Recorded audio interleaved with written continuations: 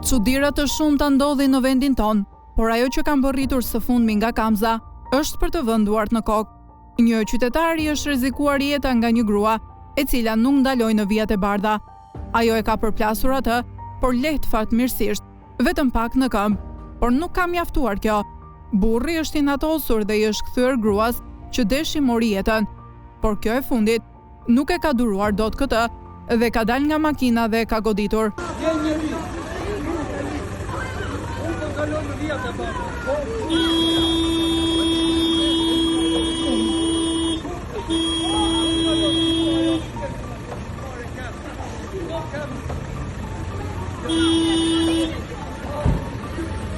Ai përpiqej që t'i thotë që nuk ka asnjë faj, pasi është në vijat e bardha, por gruaja nuk e ndal dhunën.